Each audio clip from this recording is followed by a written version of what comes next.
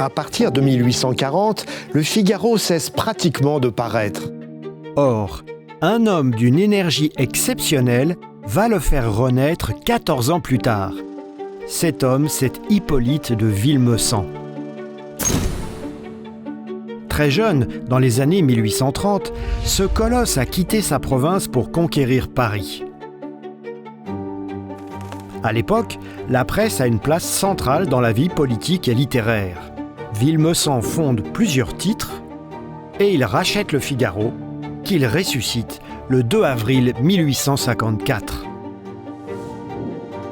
C'est un hebdomadaire à l'époque. On y parle de théâtre, d'art, de littérature, mais aussi des potins de Paris. Un des premiers reportages, c'est le voyage en chemin de fer sur la ligne Paris-Le Mans qui vient d'être inaugurée. Villemessant est légitimiste, mais il ouvre ses colonnes à des collaborateurs aux opinions variées. Des orléanistes, des bonapartistes, des républicains et même un anarchiste, Rochefort, et un socialiste révolutionnaire, Jules Vallès. Celui-ci réalise dans le Figaro des reportages sur la vie des ouvriers. Presque tous les grands noms de la littérature du XIXe siècle publient des textes dans le Figaro. Baudelaire, Alphonse Daudet, Théophile Gautier, Barbey d'Aurevilly, Émile Zola. Jacques Offenbach, lui, est un intime de Villemessant. Le journal soutient les créations du musicien au groupe parisien et le compositeur, aussi bien que le Figaro, deviennent des symboles du Paris de la fête impériale. Le 16 novembre 1866, l'hebdomadaire Le Figaro se transforme en un quotidien d'information générale.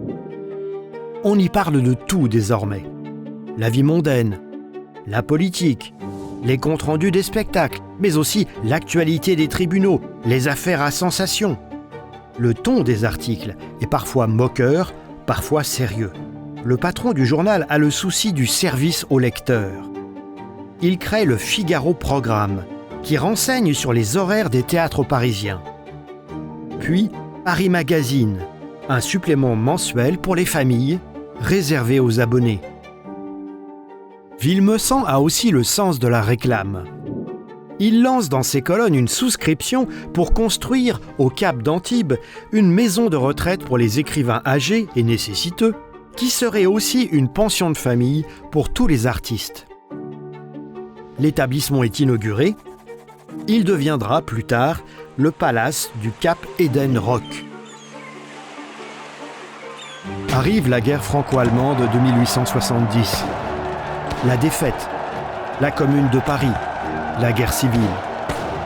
Malgré ces épreuves, Villemessant ne perd pas son appétit de vivre et son inventivité. En 1874, pour manifester la réussite du journal, la rédaction et l'imprimerie s'installent 26 rue Drouot dans un splendide hôtel particulier. Une statue de Figaro orne la façade.